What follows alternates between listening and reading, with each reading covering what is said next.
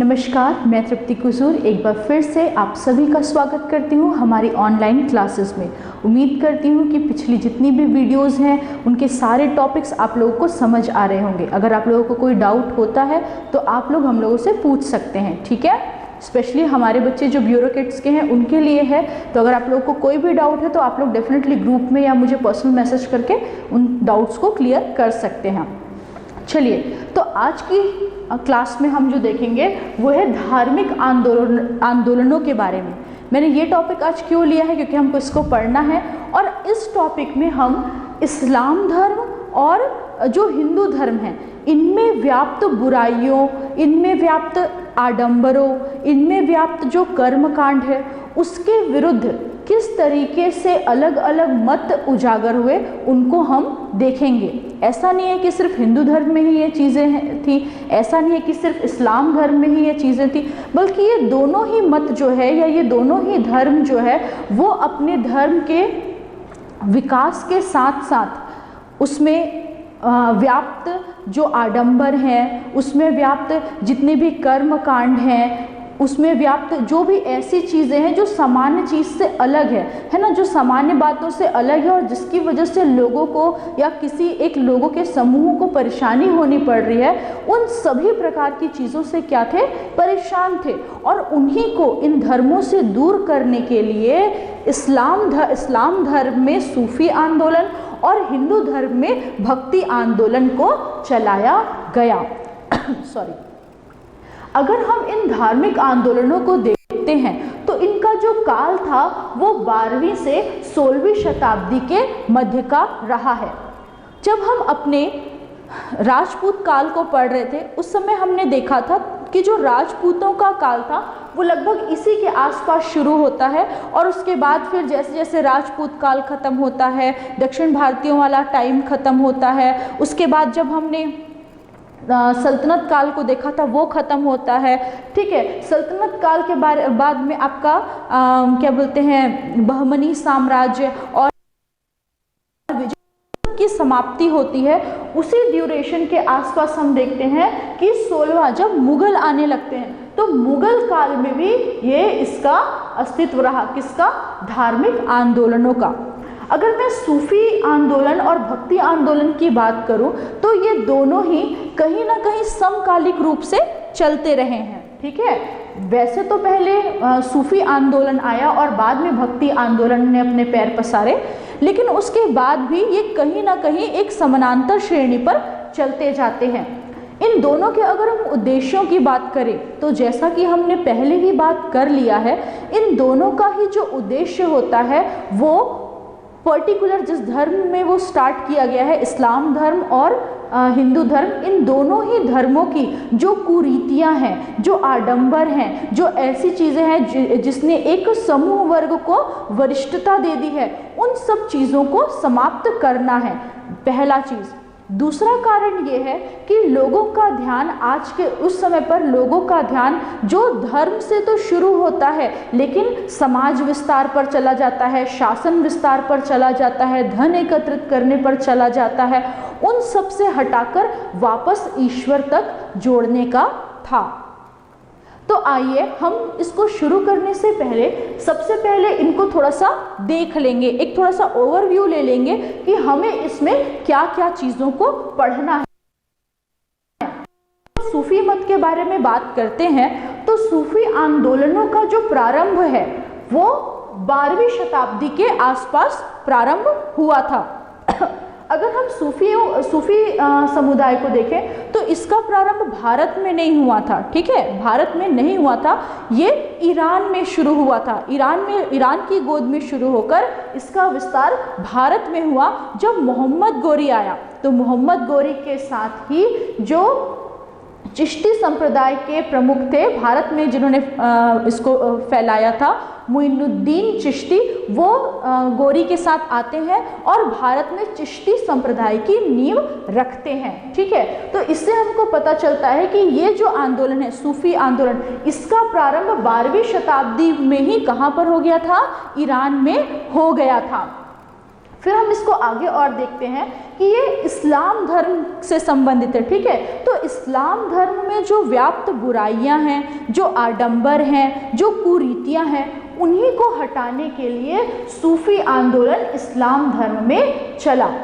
अब हम देखते हैं कि किनके माध्यमों से चला, वो साधन कौन कौन से हैं। तो साधन में एक ही चीज़ हमको मिलती है कि इस संप्रदाय में, है ना भाई, उसमें सूफी आंदोलन में सिलसिलों के माध्यम से, किसके माध्यम से, सिलसिलों के माध्यम से सुधार कार्य किए गए। अगर हम ये देखते हैं कि सिलसिले क्या होते हैं तो हमको पता चलता है कि जो सिलसिले हैं वास्तव में वो समूह की तरह हैं, ठीक है। सिलसिला आप उसको संप्रदाय भी कह सकते हैं। तो सिलसिला जो है वो एक संप्रदाय की तरह काम करता है, जैसे कि एक सोच के लोग एक संप्रदाय के, तो उसी तरीके से हम इसको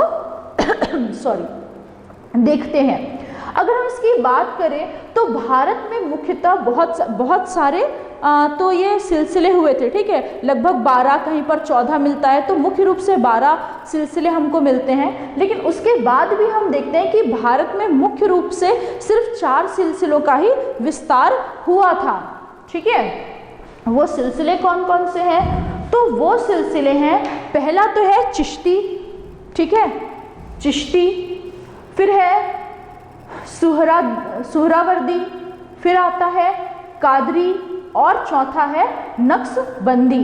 इसके अलावा हम फिरदौसी को भी देखते हैं, जिसका जो प्रचार है या प्रसार जो है वो पर्टिकुलर बिहार जो क्षेत्र है वहाँ पर मुख्य रूप से करा गया। इसके अलावा सतारी भी एक सिलसिला है जिसका जो प्रमुख सिलसिलों में से एक है। लेकिन अगर भारत के परिप्रेक्ष्य में हम देखें तो चिश्ती, सुहरावर्दी, कादरी और नक्शबंदी, ये चारों ही सिलसिले हमको मिलते हैं जिनका वास्तविक रूप से भारत में क्या हुआ है, प्रचार हुआ है। फिर हम भक्ति आंदोलन में आ जाते हैं, ठीक, हम सिर्फ समझ रहे हैं अभी, ओके, भक्ति आंदोलन में आते हैं। तो भक्ति आंदोलन में हम देखते हैं कि भक्ति आंदोलन जो है ये किस में प्रारंभ हुआ हिंदू धर्म में प्रारंभ हुआ, ठीक है। कहाँ पर प्रारंभ हुआ? हिंदू धर्म में प्रारंभ हुआ। और हिंदू से वही कारण था कि हिंदू धर्म में जो व्याप्त बुराइयां हैं, हिंदू धर्म में जो व्याप्त कुरीतियां हैं, उनको हटाकर जो लोगों का जो केंद्र है ना, लोगों का जो केंद्र है उसको किस तरफ कर देना? ईश्वर की तरफ कर देना।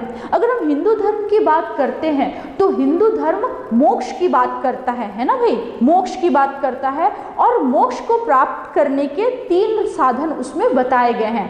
पहला है कार्य, कर्म, ठीक है। आप जो कर्म करोगे वही डिसाइड करेगा कि आपको मोक्ष प्राप्ति होगी या नहीं होगी। दूसरा है ज्ञान, उसके अनुसार अगर आपने ज्ञान प्राप्ति की, अगर आपको ज्ञान की प्राप्ति हुई तभी आपको मोक्ष की प्राप्ति होगी।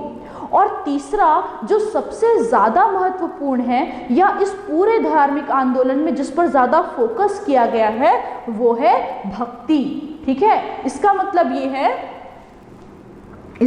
ये है कि अगर एक व्यक्ति ईश्वर की भक्ति करता है, ठीक है, भक्त का क्या मतलब होता है? जो पूरी तरीके से अपने आराध्य के क्या हो, अधीन हो, है ना, जिनको वो मानते हैं, जिनको वो ईश्वर मानते हैं, उनके पूरी तरीके से अधीन हो। वो अपना सब कुछ, चाहे धन हो, चाहे जीवन हो, चाहे संपत्ति हो, कुछ भी क्यों ना हो, वो ईश्वर को क्या कर देते हैं? अर्पित कर देते हैं, ठीक है। तो वही व्यक्ति भक्त कहलाएगा, सब लोग भक्त नहीं कहलाएंगे, ठीक है। तो वही व्यक्ति भक्त कहलाएगा। तो भक्ति आंदोलन के मार्ग से, है ना, भक्ति आंदोलन का प्रयोग करके हिंदू धर्म की अलग अलग शाखाओं, जैसे निर्गुण है, सगुण है, सगुण के अंतर्गत जब हम 2 राम मार्गी और कृष्ण मार्गी को देखते हैं, फिर एक और वैश्य चलता है, वैश्य धर्म के बारे में हम देखते हैं। तो अलग अलग भक्ति आंदोलन के जरिए ये जो अलग अलग संप्रदाय थे, इन सभी संप्रदायों में या इन सभी शाखाओं में, क्या हिंदू धर्म की इन सभी शाखाओं में सुधार के प्रयास किए गए। ये प्रयास किए गए कि किस तरीके से इन मार्गों में भक्ति को और क्या किया जा सके, लाया जा सके। जैसे कि आप सभी जानते हैं मीराबाई के बारे में, है ना भाई। मीराबाई जो थी वो एक राजकुल की कन्या थी, है ना, राजकुमारी थी। उनका विवाह भी एक राजा के साथ में होता है, लेकिन उसके बाद भी उनका तन मन धन और जो उनका जीवन है उन्होंने किसको समर्पित कर दिया? कृष्ण को समर्पित कर दिया, है ना भाई। वो कृष्ण बहुत बड़ी कृष्ण की पुजारिन थी, तो उन्होंने समर्पित कर दिया। तो इस तरीके से हम देखते हैं भक्ति, उन्होंने ये नहीं कहा कि कृष्ण के नाम पर मुझे पैसे दो या कृष्ण के नाम पर देखो मैं मंदिर बनवाती हूँ। उन्होंने स्वयं नहीं, अपना पूरा जीवन, ऐसी भक्ति भावना उनमें जागी कृष्ण के प्रति कि उन्होंने अपना पूरा जीवन किसको समर्पित कर दिया? सब चीजें छोड़कर, राजपाट छोड़कर, राजपाट का महल का वैभव छोड़कर किसको समर्पित कर दिया? कृष्ण को समर्पित कर दिया। ठीक है, उसी को हम भक्त कहते हैं। तो हमको समझ में आता है कि भक्ति आंदोलन ने हिंदू धर्म में भक्ति का जो भाव है, ईश्वर के प्रति समर्पण का जो भाव है, ईश्वर को आराध्य मानकर पूर्ण रीति से उनको आत्मार्पित करने का जो भाव है, उसको बढ़ाया था। ठीक है, अगर हम इसकी बात करें भक्ति आंदोलन की, तो मुख्य रूप से इसकी दो शाखाएं हैं। क्षेत्र के अनुसार इसकी दो शाखाएं हैं, एक है दक्षिण भारत और दूसरा है उत्तर भारत। तो अगर हम प्रारंभिक रूप को इसको देखते हैं तो हम पाएंगे कि भक्ति आंदोलन का जो प्रारंभ है ना, वो अपने प्रारंभिक दौर में वो अपने प्रारंभिक दौर में दक्षिण भारत की तरफ क्या हुआ? इसका प्रचार हुआ, है ना भाई। प्रारंभिक दौर में जो दक्षिण भारत है वहां पर ये जो संप्रदाय हैं वो बढ़े। कहा किनके माध्यम से? तो रामानुजाचार्य। ठीक है, दक्षिण भारत में रामानुजाचार्य जो है उन्होंने इसका क्या किया? विस्तार किया। रामानुजाचार्य के ही भक्त जो रामानंद थे, शिष्य कहना चाहिए, शिष्य थे रामानंद, वो क्या करते हैं? उसको खींचकर दक्षिण भारत से उस सुधार को खींचकर कहाँ ले जाते हैं? ऊपर उत्तर भारत की तरफ ले जाते हैं और उत्तर भारत में उसको क्या करते हैं? फैलाना या विस्तार करना प्रारंभ करते हैं। समझ आ रही मेरी बात? चलिए, ठीक, अगर हम दक्षिण इसकी बात करें तो जो भक्ति आंदोलन है ये 13वीं से 16वीं शताब्दी, ठीक है, 13वीं से 16वीं शताब्दी का जो समय था उस बीच में पूरे भारत में दक्षिण भारत और उत्तर भारत के क्षेत्रों में क्या होती है? विस्तृत होती है। चलिए, फिर अगर हम इसको देखें तो जो भक्ति आंदोलन है उसकी एक और शाखा है जिसे हम आराध्य के आकार के हिसाब से बांट सकते हैं। आकार क्या होता है उनका, मतलब वो किस रूप में है, तो उसकी भी दो शाखाओं का वर्णन हमको मिलता है। एक है निर्गुण शाखा और दूसरी है सगुण शाखा।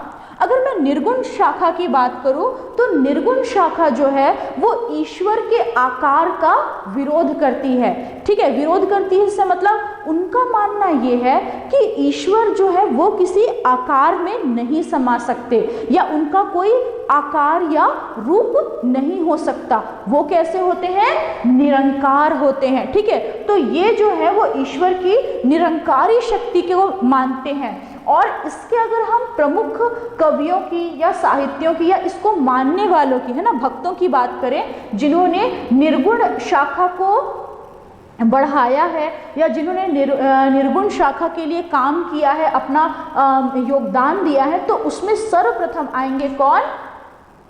कबीर। ठीक है, कबीरा संगत साधु की जो गंधी की बास, जो गंधी कुछ दे नहीं तो भी बास सुबास। ठीक है, इसका अर्थ आप लोग मुझे बताएंगे।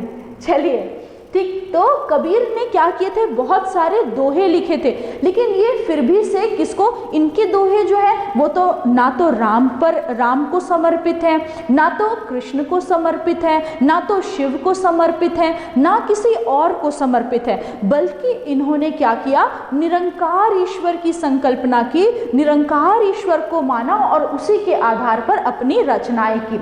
फिर आते हैं हम नानक। नानक कौन है? गुरु नानक साहब, जिन्होंने आपके सिख धर्म की स्थापना की थी। तो गुरु नानक जो थे वो भी निरंकार ईश्वर को ही मानते थे, ठीक है, निरंकार ईश्वर। इस यही कारण है कि जो सिख धर्म है उनका कोई पर्टिकुलर एक ईश्वर नहीं है। वो क्या करते हैं, पर्टिकुलर मतलब क्या बोलते हैं, किसी आकार की पूजा नहीं करते, वो अपने गुरुओं को मानते हैं और गुरु ग्रंथ साहिब को मानते हैं। क्योंकि गुरु नानक देव जिन्होंने इस धर्म की, सिख धर्म की स्थापना की है ना, उनका ही मानना, उन्होंने वही क्या थे, निरंकार ईश्वर को मानते थे, निर्गुण शाखा के थे। फिर हम रैदास पे आते हैं कि रैदास भी कुछ प्रमुख कवियों में से एक है जिन्हें निर्गुण शाखा का समर्थक कहा जाता है। फिर हम आते हैं सगुण शाखा पर, ठीक है। सगुण शाखा किसकी, भक्ति की सगुण शाखा। अगर हम सगुण शाखा की बात करें, ओके, तो सगुण शाखा जो है, सगुण शाखा से अगर क्या मतलब है कोई पूछे तो, सगुण शाखा से मतलब है उस शाखा से, भक्ति आंदोलन की उस शाखा से या भक्ति की उस शाखा से जो क्या मानती है, ईश्वर के साकार रूप को, ठीक है। साकार रूप से क्या मतलब है, ईश्वर को एक रूप में देखती है, उनकी पूजा करती है, ठीक है, एक रूप मानती है, उनकी एक मूर्ति मानेगी, एक रूप मानेगा और उसकी पूजा करती है। ये अवतारवाद को मानते हैं कि ईश्वर जो है वो क्या हुआ, अवतार, एक अवतार से दूसरे अवतार में आए। फिर कीर्तन को, मतलब ईश्वर का जो कीर्तन होता है ना, कीर्तन को, भक्ति जो करते हैं उसको भी ये जो सगुण है वो बहुत महत्वपूर्ण देता है। आप सीधा सीधा समझ लीजिए कि जो सगुण शाखा है वो साकार ईश्वर को, जैसे कि कृष्ण की मूर्ति बनती है, राम की मूर्ति बनती है, शिव की मूर्ति बनती है, ठीक है, और भी बहुत सारे देवी देवता हैं जिनकी मूर्ति बनती है। तो ये जो है ये किसको मानते थे, उस आकार को, ईश्वर को एक आकार देकर वो उस मूर्ति की उपासना किया करते थे। तो वही निर्गुण और सगुण में यही है। कई बार ये आप इसको डिफरेंस में भी पूछ सकता है कि निम्न में से कौन सा सही है, तो बताइए। निर्गुण मतलब गुण को आप, है ना, गुण को आप लोग ये मत लीजिएगा कि कोई गुण नहीं है, ठीक है, गुण से आशय लिया गया है आकार को। जो निर्गुण है वो निरंकार ईश्वर को मानता है, जो सगुण है वो साकार ईश्वर, जिसका आकार हो उस ईश्वर को मानता है। सगुण भी जो है वो दो शाखाओं में विभक्त है। पहली है कृष्ण मार्गी, समझ आ रही मेरी बात, पहला क्या है, कृष्ण मार्गी, और दूसरा है राम मार्गी। कृष्ण मार्गी के अंतर्गत वो कवि या वो विद्वान आते हैं जिन्होंने कृष्ण को अपना आराधक माना है, आराध्य माना है, ठीक है। वो मानते हैं कि कृष्ण जो है वही हमारे ईश्वर है। उन्होंने जितनी भी रचनाएं की या भक्ति की या अपना जीवन जो है वो कृष्ण को समर्पित किया। दूसरी तरफ आते हैं राम मार्गी, जिन्होंने अपना जीवन किसको समर्पित किया, राम को समर्पित किया। उन्होंने राम के जीवन के आधार पर अपना जीवन चलाया और राम भक्ति को ही उन्होंने महत्व दिया, ठीक है। चलिए आगे हम देखते हैं कि अगर हम इसके राम मार्गी कवि के बारे में देखें तो वो कौन थे, तुलसीदास थे। अगर हम भक्ति काल की बात करते हैं तो इस काल में ऐसे तो दोनों ही थे, लेकिन अगर हम प्रमुख कवियों को देखें तो आप देखोगे कि ज़्यादातर जो कवि हैं वो कृष्ण मार्गी, राम मार्गी भी हैं, लेकिन ज़्यादातर जो है वो कृष्ण मार्गी कवि हमको मिलते हैं। करती हूँ कि इस वाला जो हमारा फ्लो चार्ट है आपको अच्छे से समझ में आया होगा कि सूफी आंदोलन किस तरीके से उसका विकास हुआ, कौन कौन सी चीज़ें हमको अभी पढ़नी है, कैसे उसने अपना प्रसार किया, भक्ति आंदोलन की कौन कौन सी शाखा है, निर्गुण सगुण कौन कौन से, उसको फिर और कितने भागों में बांटा गया है। उम्मीद करती हूँ कि आपको समझ में आया होगा। ये इसीलिए लिखा जा रहा है या किया जा रहा है ताकि आपको चीज़ें क्लियर हो, क्योंकि जब आप एग्जाम में लिखोगे ना, एग्जाम में आपको यही सब चीज़ें काम आएगी। अगर आपको बहुत छोटे शब्दों में, मान लीजिए मेंस के पेपर में अगर आपको निर्गुण कवि या सगुण कवियों के बारे में आता है, भक्ति आंदोलन के बारे में आता है, तो अगर आप एक छोटा सा एक ग्राफ बना दोगे, या धार्मिक आंदोलन बोलेगा कि 12वीं से 16वीं शताब्दी के मध्य जो धार्मिक आंदोलन हुए उनका चर्चा कीजिए या उनके बारे में बताइए, तो अगर आप उस समय पर सिर्फ इस फ्लो चार्ट को बनाते हो, ठीक है, छोटा सा जगह, ये तो मेरे पास जगह ज़्यादा है इसलिए मैंने ज़्यादा जगह लिया है, लेकिन अगर इस फ्लो चार्ट को जो कि छोटा सा है, इसको छोटे से जगह में बना के फिर उसका आंसर कॉपी है, ठीक है, ये आपकी आंसर कॉपी है और इस आंसर कॉपी के सिर्फ इतने सेक्शन में, ठीक है, सिर्फ छोटा छोटा इतने सेक्शन में आप इस फ्लो चार्ट को बनाते हो और बाकी ये पूरी जगह पे आप उसका उल्लेख करते हो कैसे वो आपका नंबर काटेगा। ये जो चीज़ है ना, ये जो मैंने आपको जो फ्लो चार्ट बना के दिया है, ये आपको काम आएगा। कब काम आएगा? जब आप अपने पेपर लिखोगे। समझने के लिए तो काम आएगा ही। आप लोग भी अपने नोट्स में क्या करना, इसको ऐसी का ऐसी बना लेना, इसका स्क्रीनशॉट ले लो या वीडियो को पॉज करके इसको ऐसी का ऐसी बनाना। क्यों? ताकि आपको ये और अच्छे से समझ में आए। देखिए अभी यहाँ पर अगर मैं आपको अलग अलग समझाती, ये ऐसा तो उतने अच्छे से नहीं समझ आता, लेकिन जब हमने इसको क्या किया, ऐसे ग्रुप में बांट दिया, मतलब उसके लिए एक फ्लो चार्ट बना दिया, कौन सा कब आया, कौन कौन सा कब बदला, तो आपको अपने आप ही इससे समझ आने लगेगा। तो इसको आप लोग अपने नोट्स में भी बनाइए ताकि समझ आ सके अच्छे से। ठीक है, समझ आ रही मेरी बात? चलिए, तो इस तरीके से ये सब आपने समझा। अब हम शुरू करते हैं सूफी आंदोलन। ओके, तो चलिए, सूफी आंदोलन को जब हम पढ़ते हैं तो हम देखते हैं कि जो सूफी है ना, सूफी मत जो है या सूफी आंदोलन जो है, वास्तव में इसका जो प्रारंभ है वो ईरान में हुआ था। और ईरान में होने के बाद जो चिश्ती संप्रदाय के, भारत में जिन्होंने चिश्ती संप्रदाय को विस्तार किया, मुइनुद्दीन चिश्ती, उनके द्वारा ये क्या करता है, भारत में प्रवेश करता है। जब गोरी आक्रमण करता है, मोहम्मद गोरी जब आक्रमण करता है, उसी के साथ में क्या होता है, इसका प्रवेश होता है। ये इस्लाम धर्म के लिए है। और क्योंकि सूफी आंदोलन के समय पर बहुत सारी रचनाएं हुई, विशेषकर इस्लाम में जो संगीत वाली रचनाएं हैं, है ना, ईश्वर के लिए सूफी क्यों फेमस है? क्योंकि वो ईश्वर को समर्पित होता है ना। सूफी गाने अच्छे लगते हैं, मुझे भी अच्छे लगते हैं, आप लोगों को भी अच्छे लगते होंगे। तो जो सूफी है उसमें उर्दू का ज़्यादा से ज़्यादा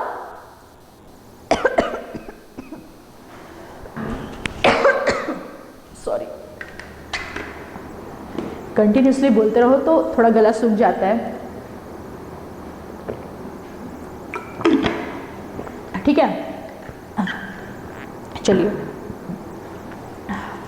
तो हमने देखा कि इसमें क्या हुआ, ये जितनी भी संप्रदाय चले, जब सूफी आंदोलन चला तो इस आंदोलन जब हुआ तो जितनी रचनाएं थी उसका मुख्य जो भाग था, है ना, वो किस भाषा में किया गया, सूफी में किया गया। और ये कारण बना, उर्दू में किया गया। और ये कारण बना कि उर्दू जो भाषा है उसका विकास ज़्यादा से ज़्यादा हो सके। चलिए, अब हम देखते हैं कि अगर हम सूफी शब्द को लें तो सूफी का मतलब क्या होता है। तो जो सूफी शब्द है वो वास्तव में यूनानी शब्द सफ़ा से बना है। ठीक है, और अगर हम उसका अर्थ जाने तो उसका अर्थ श्वेत, पवित्र या फिर ज्ञान भी होता है। मतलब एक ऐसा भक्ति, एक ऐसा आंदोलन जो किसके लिए है, शुद्धिकरण के लिए है। एक ऐसा आंदोलन जो पवित्रताई के लिए है। एक ऐसा आंदोलन जो कि ज्ञान के साथ पवित्रताई के लिए है। समझ आ रही मेरी बात? चलिए आगे बढ़ते हैं। फिर हम देखते हैं कि जो सूफी आंदोलन है ना भाई, या सूफी जो मत था उसकी दो प्रमुख शाखाएं थी। मतलब ये जो आंदोलन होता है ये मुख्य रूप से दो विचारधाराओं में बट जाता है। एक तो है वो बाशर कहलाता है और दूसरा जो है वो बेशर कहलाता है। ठीक है, देखिए क्या क्या कहलाता है। पहला जो है वो बाशर कहलाता है और दूसरा है बेशर कहलाता है। याद रखिएगा, इंपॉर्टेंट है। अगर मैं बाशर का बात करूं तो बाशर वो शाखा है या उस मत के लोग हैं जो कि मानते थे कि शरीयत में जो भी चीज़ें, शरीयत क्या है, तो शरीयत जो है वो इस्लामिक नियम कानून वाली एक किताब है। ठीक है, उसमें इस्लाम में सभी लोगों को किस तरीके से रहना है, किस तरीके से उठना है, बैठना, मतलब जितनी भी नियम कानून होते हैं वो शरीयत से भी लिए जाते हैं। अभी जब 3 तलाक का मुद्दा उठ रहा था तो आपने बहुत बार शरीयत सुना होगा। तो शरीयत क्या है, वो एक जो इस्लामिक नियम कायदों की एक पुस्तक मान लीजिए या एक ग्रंथ मान लीजिए, शरीयत के अनुसार ही चीज़ें होती है। तो जो बाशर वर्ग था, है ना, जो लोग बाशर कहलाए या जो बाशर वर्ग के थे, उनका मानना ये था कि शरीयत में जितनी भी चीज़ें लिखी हैं वो हमारे लिए कितनी है, पर्याप्त है और उसमें किसी भी बदलाव की ज़रूरत नहीं है। और जो कुछ भी लिखा है शरीयत में या शरीयत के जो भी नियम और कानून हैं वो बिल्कुल सही हैं। सॉरी। लेकिन इसके अगेंस्ट में जो बेशर वर्ग के लोग थे, ठीक है, बाशर और दूसरा बेशर, तो जो बेशर वर्ग के लोग थे उनका ये मानना था कि शरीयत जो है ना भाई, शरीयत जो है वो मतलब वो सही तो है लेकिन उसमें बदलाव की आवश्यकता है। समझ आ रही मेरी बात? ठीक है, क्या मानते थे बेशर लोग? उनका मानना था कि शरीयत में कुछ नए करने की ज़रूरत है, कुछ बदलाव की ज़रूरत है, और यही जो शरीयत को लेके अलग अलग विचारधारा थी यही दो भागों में बंटकर बाशर और बेशर कहलाई। अगर मैं सूफिज्म की बात करूं या सूफी मत की बात करूं तो हम ये देखते हैं कि ये जो मत है वो एकेश्वरवाद पर बल देता है, ठीक है, अनेकेश्वर नहीं, एकेश्वर मतलब कैसा कि एक ही ईश्वर की सत्ता। अगर हिंदू धर्म की बात करें तो उसमें अनेक ईश्वरों की बात होती है, भले से उनको स्वरूप बोला गया लेकिन राम, कृष्ण, शिव, है ना, और भी बहुत सारे हैं, तो बहुत सारे ईश्वर के अलग अलग रूप मिलते हैं। लेकिन जो इस्लाम धर्म है, जो क्रिश्चियन धर्म है वो एकेश्वरवाद है, ठीक है, एकेश्वरवादी धर्म है। एकेश्वरवाद का मतलब एक ईश्वर, अगर मैं इसको तोड़ूं तो क्या होगा, एक ईश्वर को मानना। तो जो इस्लाम धर्म है या जो सूफी मत है वो भी एकेश्वरवाद पर आधारित है, ठीक है। ऐसा नहीं कि ये सिर्फ इस्लाम धर्म में ही है। अगर आप हिंदू धर्म की भी बात करते हैं तो हिंदू धर्म की कई ऐसी शाखाएं हैं, जैसे कि जो शंकराचार्य ने किया था, आपका है ना, शंकराचार्य ने जो मत रखा था वो भी एकेश्वरवाद पर ही उन्होंने मत रखा था, लेकिन उनका अनुसार था कि ब्रह्मा ही सर्वोपरि है। तो ऐसे हम देखते हैं कि हिंदू धर्म में भी हमको एकेश्वरवाद के, एकेश्वर संप्रदाय के बहुत सारे उदाहरण मिलते हैं।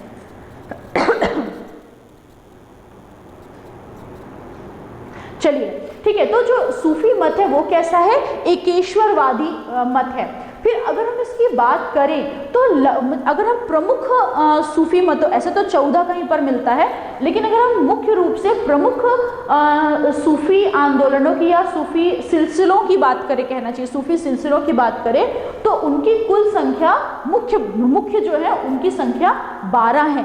लेकिन अगर हम भारत के संदर्भ में बात करते हैं तो जैसा कि हमने पहले ही देखा कि भारत के संदर्भ में ये जो सिलसिले हैं वो कितने हैं, मुख्य 4 हैं। कौन कौन से? चिश्ती, सुहरावर्दी, कादरी, नक्शबंदी और कुछ मजहब, ये 4 प्रमुख हैं। और जो फिरदौसी है वो भी बिहार वाले क्षेत्र में क्या हुआ था, मतलब इसका भी प्रसार हुआ था थोड़ा, लेकिन सिर्फ बिहार के क्षेत्र में ये सीमित था, लेकिन इनका और भी जगह होता है।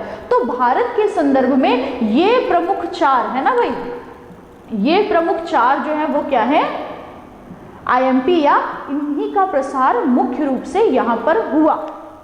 जैसा हम ऑलरेडी इस पर बात कर चुके हैं, लेकिन हम देख लेंगे कि अगर हम सूफी आंदोलन के प्रारंभ का रूप देखें कि इसका प्रारंभ क्यों हुआ, तो हम जब सल्तनत काल पढ़ रहे थे, ठीक है, जब हम सल्तनत काल पढ़ रहे थे तो हमने देखा था कि सल्तनत काल में क्या हुआ था कि जो निज़ाम है, ठीक है, जो निज़ाम है, जो आमिर है, ठीक है, उस समय पर जो धार्मिक गुरु उल्लेमा है, जो धार्मिक गुरु हुआ करते थे, उनमें क्या हो गया था, वो बहुत ज़्यादा जो राजनीति है, जो प्रशासन है, उसमें इंटरफेयर कर रहे थे।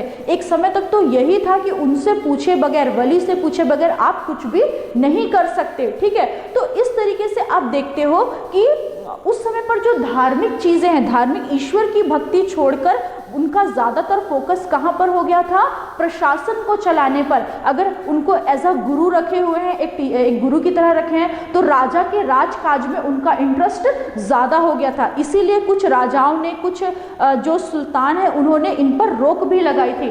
तो उन्हीं आडंबरों को, लेकिन भक्ति का असली मतलब तो ये नहीं होता है ना। उसका मतलब क्या होता है कि ईश्वर को हम पूर्ण रूप से समर्पित कर दे। किसी भी चीज़ की लालसा मत हो कि मैं धन इकट्ठा कर लूँ, कि मैं राजकाज में पार्टिसिपेट कर लूँ, कि मेरे को एक बड़ा पद मिल जाए, ये इच्छा नहीं होती उनका। सिर्फ एक भक्त का मतलब ये होता है, सूफिज्म का मतलब ये है कि पूर्ण रीति से ईश्वर को समर्पित कर दे। तो वही कारण था कि इस्लाम धर्म में जो आडंबर आ गए थे, जो ईश्वर से जो दूरी, अल्लाह से जो दूरी स्थापित हो गई थी, उन सब को दूर करने के लिए ही सूफी आंदोलन या सूफी मत का उदय हुआ था। और इस मत को अगर हम देखें तो इस मत ने जो सूफीज़्म को बढ़ाने के लिए, सूफी मत को बढ़ाने के लिए जो मार्ग अपनाए थे वो थी भक्ति। हमने ऑलरेडी पढ़ लिया भक्ति क्या होता है, संगीत, ठीक है, मतलब गीतों का गाना, ईश्वर को प्रसन्न करने के लिए गीतों का गाना, और नृत्य मतलब ईश्वर के को समर्पित करके ईश्वर के गीत गाते हुए इतने हम रम जाएं कि ईश्वर के लिए क्या करने लगे, नृत्य भी करने लगे। आपको अगर नहीं मिलेगा तो आप वो मूवी देखे होंगे अकबर क्या जोधा अकबर मूवी देखे होंगे, उसमें लंबी लंबी टोपी रहती है और वो लोग गोल गोल घूम के करते हैं, तो वो सूफिज्म का ही मतलब जो क्या बोलना चाहिए, सूफी आंदोलन का ही भक्ति का एक पार्ट है, संगीत के द्वारा, नृत्य के द्वारा, लेकिन वो दुनिया को दिखाने के लिए नहीं, वो सिर्फ ईश्वर के लिए होती है, ठीक है। अगर वो पूरे समाज के बीच में, बाजार में भी उस चीज को कर रहा है तो वो सिर्फ किसके लिए करेगा, ईश्वर को दिखाने के लिए या ईश्वर को सौंपने के लिए ही करेगा, ठीक है। अब हम ये प्रमुख कुछ चीजें थी, अब हम इसकी कुछ प्रमुख शब्दावलियों को भी देख लेते हैं। तो पहला जो है वो है खानकाट, ठीक है, खानकाट या खानकट या खानकाट। अगर हम खानकाट की बात करें तो ये वो स्थान हुआ करते थे जहां पर सूफी संत निवास किया करते थे। जैसे कि आप देखोगे शेख निजामुद्दीन औलिया दिल्ली में निवास करते थे, तो वो बोलेगा कि शेख निजामुद्दीन औलिया का खानकट जो था वो कहाँ था, दिल्ली था, ठीक है। सलीम चिश्ती आमिर खुसरो का खानकट कहाँ था, वो भी दिल्ली था। चिश्ती संप्रदाय में मोइनुद्दीन चिश्ती का खानकट कहाँ था, तो अजमेर था। तो आपको खानकट इसलिए जानना जरूरी है क्योंकि क्या करता है, कई बार वो ये नहीं पूछेगा कि वो कहाँ से बिलोंग करते थे या वो कहाँ रहते थे, वो शब्द निकालेगा और पूछेगा कि मोइनुद्दीन चिश्ती का खानकट कहाँ है।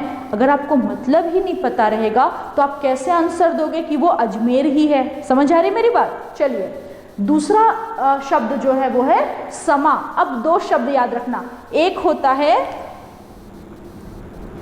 क्षमा और दूसरा है समा।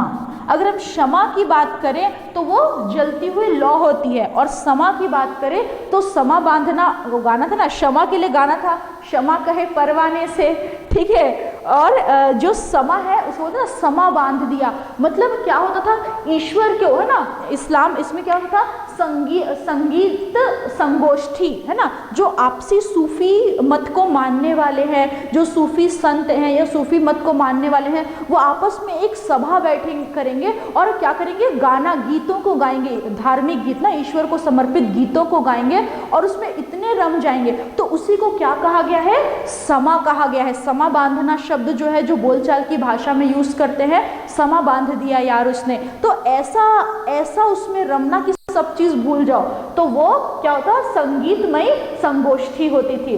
फिर हम एक शब्द पर आते हैं मलफूजात, ठीक है। क्या शब्द है, मलफूजात। तो मलफूजात क्या होता था, जैसा कि हमने पढ़ा कि जो सूफी आंदोलन है या जो सूफी समय चल रहा था, सूफी आंदोलन का समय चल रहा था, इस समय पर बहुत ज़्यादा साहित्यों का विकास हो रहा था, ईश्वर को समर्पित काव्यों का विकास हो रहा था। तो कोई भी नया अगर ग्रंथ बनता था, है ना भाई, कोई भी नया ग्रंथ अगर बन रहा है, कोई भी नई चीज़ नया कविता बन रही है, तो उसकी जो पुस्तक है उसको क्या कहा जाने लगेगा, मलफूजात कहा जाने लगेगा, ठीक है। तो जो कोई भी नया सूफी साहित्य बनता था वो मलफूजात। इसके अलावा भी कुछ और हैं जो आपके नोट्स में है, चर्चा करने के लिए इतना इंपॉर्टेंट नहीं है, तो आप उसको आपके नोट्स में से पढ़ लेंगे। लास्ट पेज में सूफी मत खत्म होता है तो लास्ट जो राइट कॉर्नर है वहां पर वो लिखा हुआ है। चलिए, अब हम आगे पढ़ते हैं कि ये तो क्या रहा सूफी आंदोलन का इंट्रोडक्शन।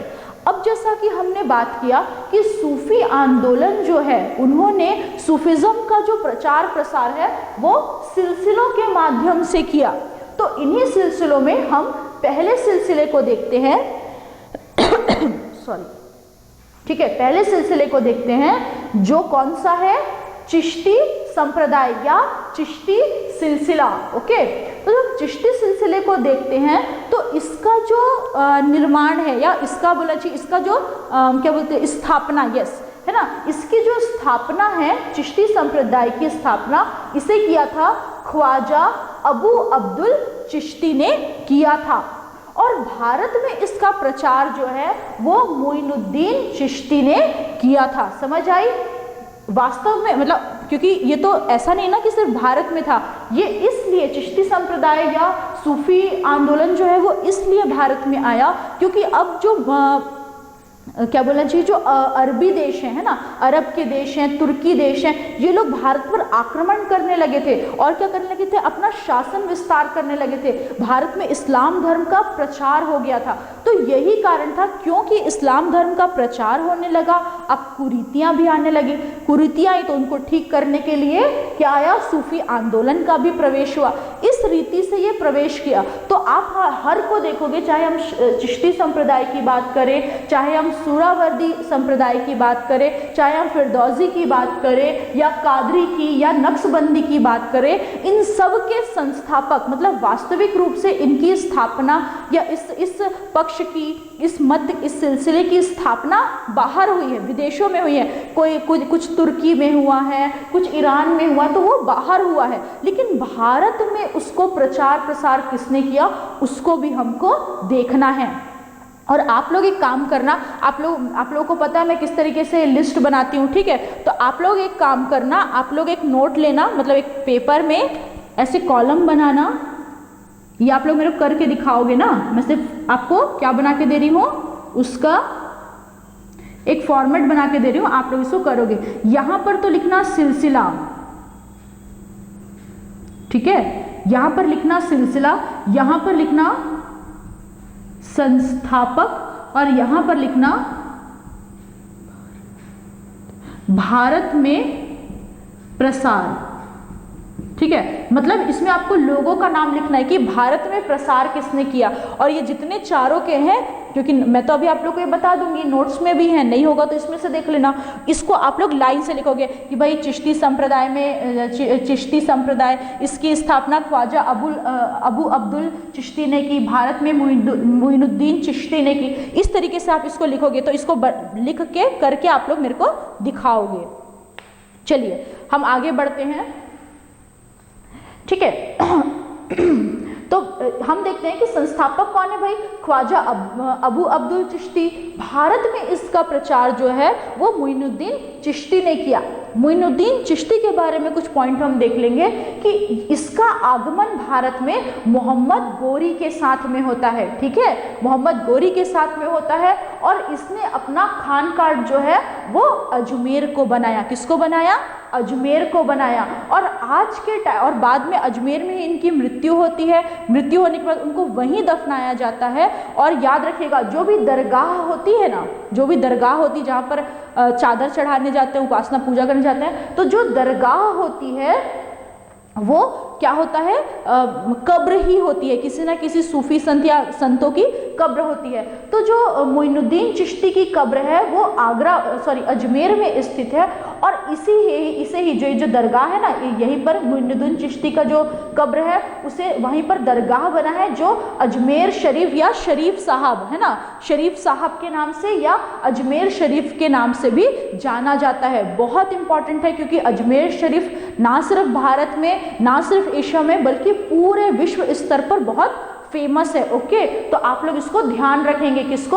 अजमेर शरीफ को। चलिए आगे बढ़ते हैं। मोइनुद्दीन चिश्ती के बारे में जब हम देखते हैं तो इनके दो प्रमुख शिष्य थे।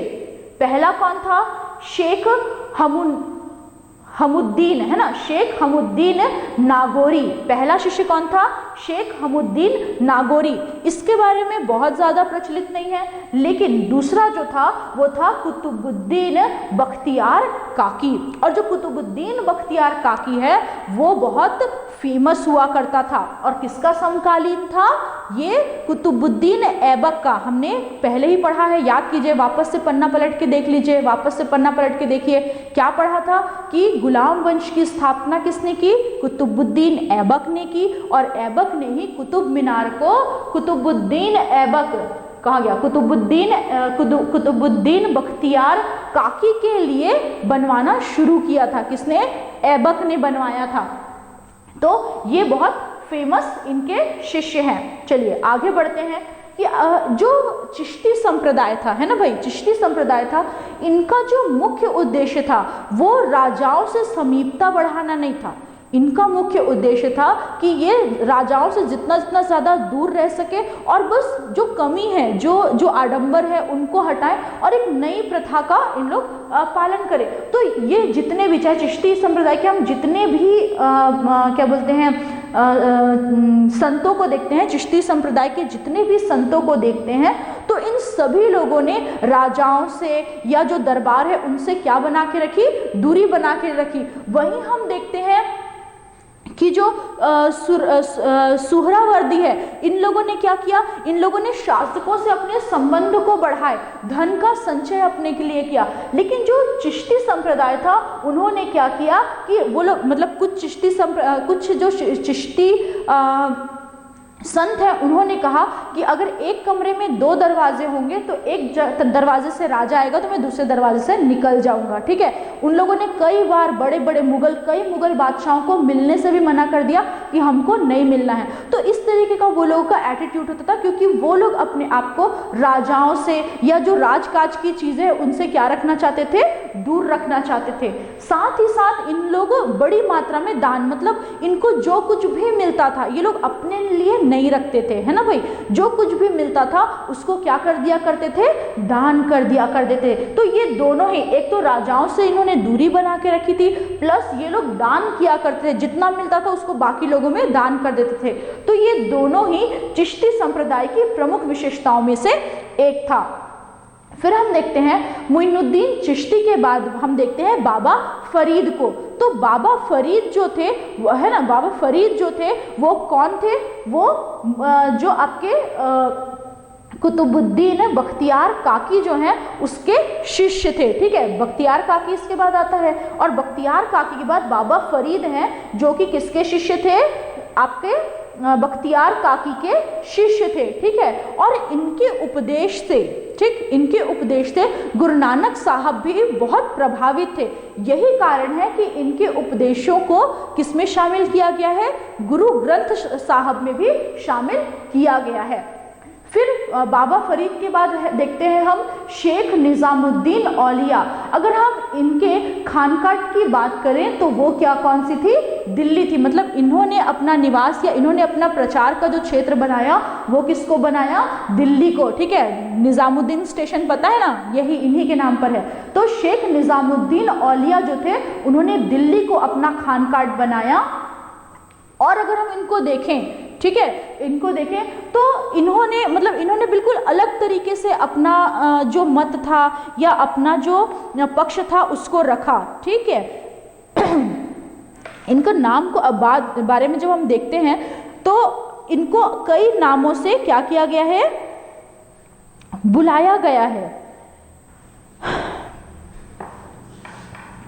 ठीक है। तो पहले हम देखते हैं इनको क्या कहते हैं, इनको महबूब ए इलाही, ठीक, क्या कहा जाता है, महबूब ए इलाही के नाम से जानते हैं, जिसका मतलब क्या होता है, ईश्वर का प्रिय, ठीक है। महबूब ए इलाही मतलब ईश्वर का प्रिय। और दूसरा नाम और किस नाम से जानते हैं, सुल्तान उल औलिया, ठीक है। सुल्तान उल औलिया मतलब संतों का राजा, इस नाम से भी इनको बुलाया जाता है। साथ ही साथ इनको योगी सिद्ध के नाम से भी जाना जाता है। अब सवाल आएगा, भाई योग तो हिंदुओं का रीति चीज़ें हैं, ठीक है, हिंदू धर्म से संबंधित है, लेकिन ये तो इस्लाम धर्म से संबंधित है। तो जो निजामुद्दीन औलिया थे उन्होंने जो योग साधना है ना, उसको अपनाया था। उन्होंने कहा था कि ये बहुत अच्छे से, मतलब एक मनुष्य के लिए अच्छा है, तो उन्होंने उसको अपनाया था।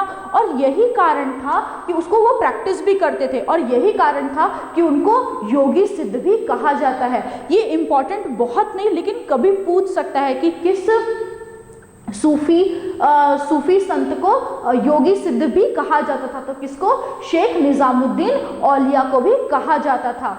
फिर हम देखते हैं कि जो सूफी मत है, इन्होंने संगीत को भी ईश्वर तक पहुंचने का क्या माना, मुख्य रूप से साधन माना। तो संगीत, नृत्य, ठीक है। और जो आपका निजामुद्दीन चिश्ती, उन्होंने तो योग को भी अपनाया था।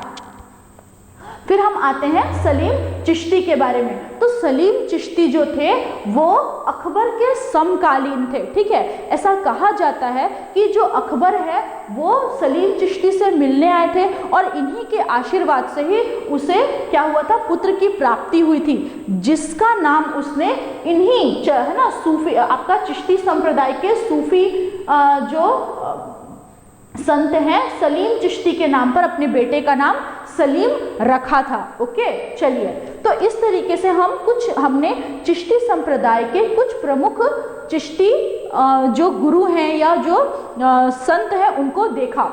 इसके बाद हम आते हैं सुहरावर्दी सिलसिला, ठीक है। किसमें आते हैं, सुहरावर्दी सिलसिला। अगर मैं सुहरावर्दी सिलसिला की बात करूं तो हम पाएंगे कि ये जो सिलसिला है वो चिश्ती संप्रदाय से अलग है, ठीक है। क्या है, चिश्ती संप्रदाय से अलग है सॉरी, चिश्ती संप्रदाय से अलग है। और इसकी जो स्थापना है, वैश्विक रूप से इसकी जो स्थापना है वो शेख शहाबुद्दीन सुहरावर्दी ने की थी और यही कारण है कि इसको सुहरावर्दी संप्रदाय भी कहा जाता है। भारत में इसको जो फैलाया था या जो फैलाने का या प्रसार का जो श्रेय जाता है वो जाता है बहाउद्दीन जकारिया को। किसको जाता है, बहाउद्दीन जकारिया को जाता है। मुख्य रूप से अगर हम इसके प्रचार की बात करें या किस किस क्षेत्र में फैला, तो जो भारत का पश्चिमी क्षेत्र है, गुजरात और आपका पंजाब का कुछ हिस्सा, गुजरात वाला हिस्सा, सिंध का क्षेत्र और आपका राजस्थान का क्षेत्र, तो मुख्य रूप से उस क्षेत्र में इसका क्या होता है, प्रसार होता है। किसका, सुहरावर्दी का, ठीक है। सुहरावर्दी का प्रसार मुख्य रूप से उस क्षेत्र में होता है। लेकिन सुहरावर्दी के ही एक और संत होते हैं जिनका नाम शेख जलालुद्दीन तबरीजी होता है। इनको श्रेय दिया जाता है बंगाल की तरफ इस्लाम धर्म को प्रसार करने के लिए, ठीक है। उस तरफ में, बंगाल की तरफ, जो भारत का पूर्वी इलाका है, उस तरफ में किसने प्रसार किया था, शेख जलालुद्दीन तबरीजी। ये आपसे पूछ सकता है, इंपॉर्टेंट है, आप ध्यान रखिए इसको। फिर वापस इसमें आते हैं कि अगर हम सुहरावर्दी संप्रदाय की बात करें तो इसमें दो शाखा, दूसरी है सिंध शाखा, दो अलग अलग क्षेत्रों में बट गई, ठीक है। और जो सुहरावर्दी शासक हुआ, सुहरावर्दी जो संत हुआ करते थे, इनकी विशेषता ये थी कि इन्होंने शासकों से अपने संबंध बढ़ाए, ठीक है। मतलब ये क्या किया करते थे, देखिए चिश्ती जो थे वो शासकों से दूर रहते थे, लेकिन इन्होंने क्या किया,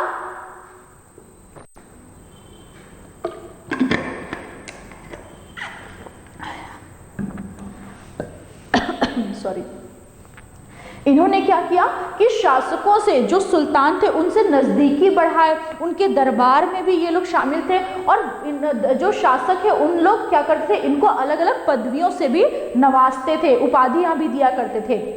फिर हम देखते हैं कि आगे जाकर, ठीक है, ये कमजोर, आगे जाकर जो सुहरावर्दी संप्रदाय है वो 5 भागों में विभक्त हो जाता है। कौन कौन से हैं, तो पहला है जलाली, दूसरा है मखदूनी, तीसरा है मीरान शाही, चौथा है इस्माइल शाही और पांचवा है दौला शाही। तो इस प्रकार से जो सुहरावर्दी संप्रदाय है आगे जाकर 5 भागों में विभक्त हो जाता है। फिर हम आते हैं, यहीं पर देख लेते हैं इसको, फिर हम आते हैं फिरदौसी सिलसिला पर। इसके बारे में आपको ज़्यादा नहीं पढ़ना है, बस आपको ये जानना है कि फिरदौसी सिलसिला के जो संस्थापक थे वो शेख बदरुद्दीन थे और इसका जो प्रचार है वो बिहार में इसका प्रसार हुआ था। फिर हम नेक्स्ट में आते हैं, वो है कादरी सिलसिला, ठीक है कादरी सिलसिला। तो जब हम कादरी सिलसिले के में आते हैं और इसके विषय में बात करते हैं तो हम देखते हैं कि इसकी जो स्थापना है वो शेख अब्दुल कादिर ने की थी। और क्योंकि शेख अब्दुल कादिर ने इसकी स्थापना की थी, इसीलिए इस सिलसिले का नाम क्या पड़ा, कादरी सिलसिला। समझ आ रही मेरी बात? चलिए भारत में अगर इसके प्रचार की हम बात करें तो भारत में इसके प्रचार जो है उसका श्रेय 2 लोगों को जाता है। पहला है शाह नियामतुल्ला और दूसरा है मखदूम जिलानी। ठीक है, पहला कौन है? शाह नियामतुल्ला और दूसरा है मखदूम जिलानी। इन दोनों को भारत में इस संप्रदाय के प्रचार प्रसार का श्रेय जाता है। ये जो संप्रदाय था वो कैसा था, मतलब काफी महत्वपूर्ण है। क्यों? क्योंकि दो प्रमुख लोग जो हैं, लोधी वंश का एक शासक और आपका मुगल वंश का एक व्यक्ति, ठीक है, शासक कौन? दारा शिकोह मुगल था ना, दारा शिकोह और सिकंदर लोधी, ये दोनों ही जो लोग थे वो लोग क्या थे? कादरी सिलसिले के अनुयायी थे। अब देखिए, सिकंदर लोधी वंश का था, ठीक है, 1200-1300 की ईस्वी में चल रहा। तो आप इस, भले से हम बाद में पढ़ रहे हैं लेकिन आप इसको सीक्वेंस में आगे लेके जाना। चलिए, तो दारा शिकोह और सिकंदर लोधी इसके अनुयायी थे। अगर हम इसकी शाखा की बात करें तो मुख्य रूप से ये भी दो शाखाओं में विभक्त होता है, एक है रजकिया और दूसरा है वहाबी। अगर मैं रजकिया की बात देखें तो रजकिया जो है उसके प्रमुख कौन थे या किसने उसको अलग किया था? तो अब्दुल रज़ाक, इसीलिए रज़ाक की वजह से ये रजकिया कहलाया। देखें हम तो वहाबी जो है वो अब्दुल वहाब ने उसके प्रमुख हुआ करते थे।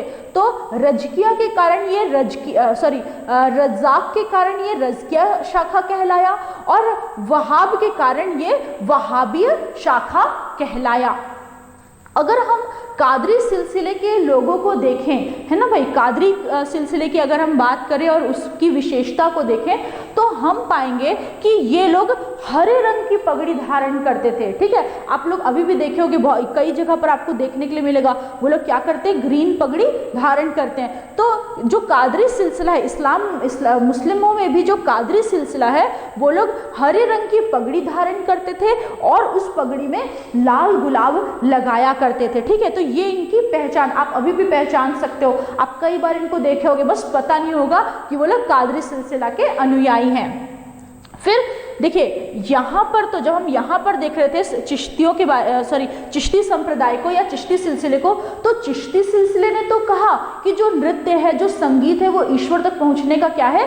रास्ता है। लेकिन जो कादरी सिलसिला है ये एक कट्टर नीतियों को चलने वाला था, पुरानी बातों को लेकर चलने वाला था और इसने साफ तौर पे मना कर दिया, क्या कह के, कि जो संगीत है वो इस्लाम विरोधी है, मतलब संगीत गाना बजाना ये इस्लाम में नहीं लिखा है। ठीक है, तो उसने उसको विरोधी कर दिया। तो ये कुछ प्रमुख बातें थी कादरी सिलसिला की। फिर हम आते हैं नक्शबंदी सिलसिला। ठीक है, किस पर आते हैं? नक्शबंदी सिलसिला। अगर हम इसके संस्थापक की बात करें तो वो कौन थे? उबैदुल्ला नक्शबंदी। और यही कारण है कि इस सिलसिले को भी नक्शबंदी सिलसिला कहा जाता है। भारत में जो इसका प्रचार प्रसार है, इसको फैलाने का जो श्रेय है वो ख्वाजा बकी बिल्लाह बेरंग को जाता है। किसको जाता है? ख्वाजा बकी बिल्लाह बेरंग। कई बार ये पूछा हुआ है, बकी बिल्लाह बेरंग, इसलिए मैं आप लोगों को बोल रही हूँ कि आप लोग इसको कॉलम बना लेना और जो इसके संस्थापक है और भारत में जिन्होंने इसका प्रसार किया है उन दोनों को आपको याद कर लेना है। फिर हम इसमें आते हैं कि जो नक्शबंदी सिलसिला है, इन सभी सिलसिलाओं की अपेक्षा सबसे ज्यादा क्या है? कट्टर है। ठीक है, कैसा है? सबसे ज्यादा कट्टर है और शरीयत को पूर्ण तरीके से, पूरी रीति से क्या करता है? अनुसरण करता है। मतलब शरीयत में जितनी बातें लिखी है ये उसमें से किसी का भी विरोध नहीं करता, ये उनमें से सभी बातों का क्या करता है? समर्थन करता है और मानता है। कौन सा? नक्शबंदी सिलसिला। फिर हम देखते हैं कि इस सिलसिले ने भी कादरी सिलसिले के तरह ही जो नक्शबंदी सिलसिला है उसने भी संगीत और नृत्य को क्या माना है? इस्लाम विरोधी माना है। देखिए, सबके अलग अलग विचारधारा होते हैं और इसने ऐसा क्यों माना है? तो कई धर्मों का ये मानना है कि अगर हम अपना ध्यान ईश्वर से हटाकर किसी और तरफ लगाएंगे, है ना, ईश्वर से हटाकर किसी और तरफ लगाएंगे तो वो क्या होगा? ईश्वर को हम पूरा समर्पण नहीं है, इसलिए हमारा ध्यान अलग जगह पर लग रहा है। तो यही कारण था कि इन्होंने संगीत और नृत्य का भी क्या किया? विरोध किया और कहा कि ये जो है वो इस्लाम विरोधी है। फिर हम आते हैं कि जो नक्शबंदी संप्रदाय है इसने कुरान, है ना, कुरान, शरीयत और हदीस जो है इन पर जोर दिया। मैं कहने का मतलब इनमें जितनी भी बातें लिखी हैं, जितनी भी शिक्षाएं हैं, उनको इन लोगों ने क्या रखा, केंद्र में रखा और कहा कि इस पर ही हमारा जोर होना चाहिए या इनके आधार पर ही चीज़ों को चलना चाहिए। अगर इनके केंद्र की बात करें नक्शबंदी, तो ये मुख्य रूप से जो कश्मीर का क्षेत्र है उनको ही इसने अपना केंद्र बनाया और इस जो नक्शबंदी सिलसिला है उसको मानने के लिए मुगल शासक, है ना, मुगल शासक जहांगीर और औरंगजेब, ये दोनों ही नक्शबंदी सिलसिले के क्या थे, अनुयायी थे। इस तरीके से हमने भारत में फैले कुछ प्रमुख सिलसिलों को देखा। उम्मीद करती हूँ कि आपको समझ में आया होगा। अगर कोई डाउट है तो वो आप लोग हम लोगों से पूछ सकते हो, ठीक है, आप इसको पूछ सकते हैं। इसको आप लोग अच्छे से देख लीजिए, नोट कर लीजिए, ठीक है, तो इसको आप लोग नोट कर लीजिए। ये वीडियो यहीं तक, इसके बाद हम एक और सेकंड पार्ट लाएंगे, ठीक है, जिसमें हम अगले वीडियो में हम क्या देखेंगे, भक्ति आंदोलन को देखेंगे। भक्ति आंदोलन में हम सारी चीज़ें देखेंगे, कहाँ पर स्थित हुआ, क्यों स्थित हुआ, उसके भी कारण, जिस प्रकार से हमने इसको डिटेल में पढ़ा है ना भाई सूफी आंदोलन को, उसी तरीके से हम भक्ति आंदोलन को भी पढ़ेंगे, इसके सारे बिंदुओं को नोट करेंगे। इसमें अभी तो आपको ये सामान्य तरीके से दिख रहा है, लेकिन एक एक जो क्या बोलते हैं आपके गुरु है ना, एक एक कवि या एक एक गुरु जो है उस मत को मानने वाले, उनके बारे में डिटेल भी देखेंगे। क्यों? क्योंकि क्वेश्चन में इनको पूछ लिया जाता है, ठीक है, ये जो है ना कई बार पूछता है कि वल्लभाचार्य कहाँ के थे, तुलसीदास ने किसकी रचना की, जन्म से संबंधित कौन से मार्गी थे, तो इस तरीके के क्वेश्चन अक्सर बनते हैं। तो इसलिए हम अपने अगले वीडियो में भक्ति आंदोलन के क्या देखेंगे, कुछ भक्ति आंदोलन को पूरी तरीके से डिटेल में समझेंगे, ठीक है। तो ये जो वीडियो है भक्ति आंदोलन का वो आपको मंडे को मिलेगा, ओके। लेकिन कल जो है वो संडे है, तो संडे के लिए आप लोग का एक होमवर्क है। वो होमवर्क है आपको एक ऐसे लिखना है, आप उस ऐसे के फॉर्म में ही लिखिए। आपका टॉपिक है भारत के पड़ोसी देशों से संबंध भारत के लिए बाधक, ठीक है। आपको भारत के पड़ोसी देशों से संबंध भारत के लिए बाधक, मैं इसको समझा देती हूँ। आपको इसमें ये लिखना है कि भारत के जो पड़ोसी देश हैं, है ना, चीन है, पाकिस्तान है, वर्तमान परिदृश्य में अगर आप देखो तो चीन के साथ हमारे संबंध खराब चल रहे हैं, पाकिस्तान के साथ हमारे डिस्प्यूट हैं, कुछ मामलों में आपका जो श्रीलंका है उसके साथ भी छोटा मोटा बीच बीच में हुआ है, पहले हुआ है, अभी तो नहीं हो रहा है लेकिन हुआ है, ठीक है। हमारे कुछ जो डिस्प्यूट है नेपाल के साथ में, नेपाल अपनी रवैया अभी बदल दिया है, ठीक है। आपका बांग्लादेश है उसके साथ में कुछ डिस्प्यूट है, तो पानी को लेके, दूसरी चीज़ों को लेके। तो आपको इस जो टॉपिक है भारत के पड़ोसी देशों से संबंध भारत के लिए बाधक, आपको इसको 1000 शब्दों में एक ऐसे के जैसे लिखना है। क्योंकि अब हम ऐसे करेंगे 2-2, 3-3 हफ्तों में, महीने में कम से कम एक बार एक ऐसे तो लिख के देखेंगे। आप लोग इसको लिखो और मुझे व्हाट्सएप करो, ग्रुप में आना ही चाहिए सबका, ठीक है। क्योंकि कल आज आप पूरा कर लोगे, कल संडे है। आपका काम ये है कि अभी तक इस वीक में जितने भी वीडियोस आए हैं उन सब को आप लोग अच्छे से रिवीजन करो, याद करो और एक ऐसे लिखो, आपको टॉपिक मिल गया है, ठीक है। तो अब हम लोग ऐसा ही करेंगे, एक एक शुरू करेंगे, क्योंकि यार अगर आप अभी से इसकी प्रैक्टिस नहीं करोगे ना तो आपको ये नहीं समझ में आएगा। तो आप लोग इसको मुझे भेजो, आज ही आपको मिल जाएगा, हो सके तो आज लिखो, कल लिखो, भेजो और मुझे कल तक इसको भेजो ताकि मैं उसको चेक करके आपको उसका ग्रुप में ही रिव्यू दे सकूँ। या तो पर्सनल भी भेज सकते हो या तो ग्रुप में भी भेज सकते हो, ठीक है। तो चलिए, मैं उम्मीद करती हूँ कि आज की क्लास और हमारा ये प्रयास आप लोगों के लिए, लॉकडाउन में भी आपको क्लास मुहैया कराने का, आप लोगों को अच्छा लग रहा होगा। तो आप लोग इस पर सपोर्ट भी कीजिए और होमवर्क कीजिए। लाइक करो मत करो, कमेंट करो मत करो, लेकिन आप लोग इसको देखो ज़रूर, नोट्स ज़रूर बनाओ, क्योंकि वही इंपॉर्टेंट है। Thank you.